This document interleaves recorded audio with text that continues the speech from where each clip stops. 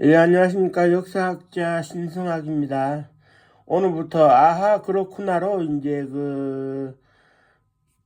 이 방송 제목을 바꿔서 제 채널명도 바꿔서 이제 방송을 하도록 하겠습니다. 그게 좀 더 이해하기 쉬울 것 같아가지고요. 오늘 첫 번째 주제는 전시작전 통제권에 대해서 이제 말씀을 드리겠습니다. 원래는 전시작전 통제권이라는 말이 없었어요. 말이 없었고, 그러면 어떻게 되는 것이냐? 1950년 6월 25일 날 한국전쟁이 발발했죠. 김일성의 명령으로 이렇게 북한이 이제 인민군이 남침을 해가지고, 우리가 처음에는 얻어맞았는데, 그때 7월 한 23일쯤 됐을까요? 한국군이 겨우 정신을 차렸는데, 온전한 사단이 3개밖에 없었어요. 8개에서 10개 정도 있던 사단들 중에서. 그래서 한국군이 박살이 나다 보니까 도저히 감당이 안 되잖아요. 그래, 이때 최병덕 육군참모총장을 경질하고 육군 준장으로 미국에 가 있던 정일권 장군을 소장으로 진급시켜가지고 이제 6기 공군 해병대 총사령관격으로 임명을 해서 전쟁을 치르도록 했는데, 이때 이승만 대통령이 도저히 이래서는 안 되겠다. 한국군이 질이 멸렬이니 이래서 우리의 미래가 보장이 안 된다. 그래가지고 이제 대전에서 그때 당시 유엔군 사령관으로 이제 한국전에 개입을 하게 되는 더글라스 메가더 미국 원수 극동군 사령관을 만났어요. 만나가지고 전쟁을 치르며 있어가지고 죽이 되든 밥이 되든 당신이 좀 맡아서 좀 한국군 작전 지휘까지 당신이 해서 전쟁을 좀 살려달라.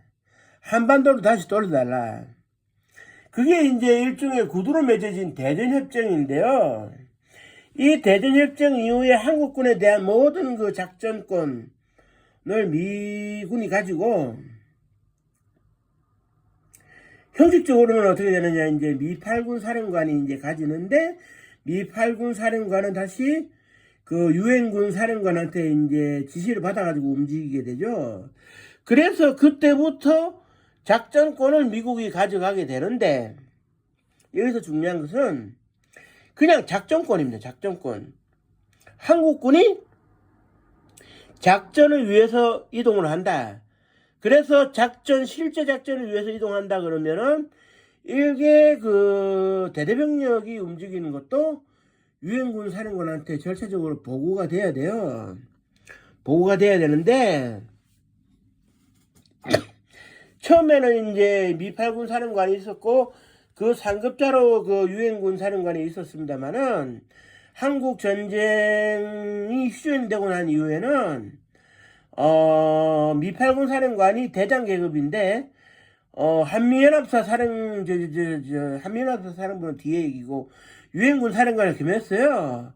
그래서 이제 미 8군 사령관 겸 유엔군 사령관으로 있었는데, 작전권을 계속 가지고 있었어요.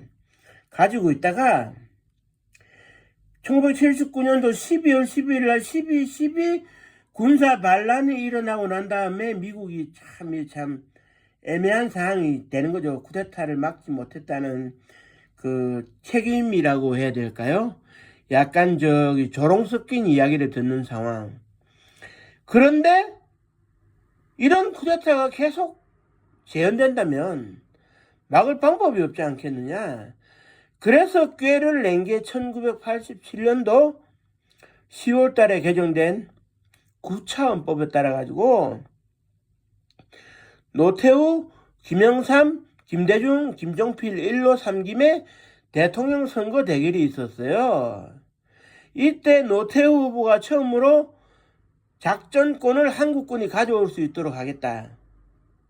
작전권 한수 공약을 내세웠는데, 보수 진영의 표를 얻는 데는 도움이 되고 중도 진영의 표를 얻는 데는 도움이 돼가지고 그것도 선거에서 도움이 됐는지 당선은 됐는데, 미국한테 작전권을 가져오기는 아직 좀 부담스럽고, 당선이 되고 나니까 또 마음이 틀려지는 거죠. 그렇게 해서 그냥 이제 넘어가는데, 이제 그러다가 이제 김영삼 정부에 와가지고 미국하고 재협상을 해가지고 평시와 전시의 작전권 개념을 구분하자. 그래서 평시에 군사 반란 상황이 벌어질 때는 한국군이 국방장관과 육군참모총장의 명령에 따라 가지고 자의적으로 병력 동원이 가능하도록 하자. 그래가지고 미국이 동의를 해가지고 1994년도 12월 31일 날 평시 작전권 개념에 있어가지고는 한국군이 이제 지휘를 할 수 있도록 가져왔어요. 가져오고 난 다음에 이제 이렇게 되니까 노무현 대통령 시절에 2006년도죠. 전시작전권도 이제 가져오겠다. 그래서 어느 정도 합의를 봤는데 한국군이 전시작전권을 구사할 수 있는 능력이 될 때까지 좀 기다려보자. 한국군이 정말 능력이 있는지를 검토해 보겠다. 그래 문재인 정부에서 검토가 이루어질 뻔했는데 각종 군사훈련들이 코로나 우한 폐렴의 영향으로 훈련이 많이 축소됐어요.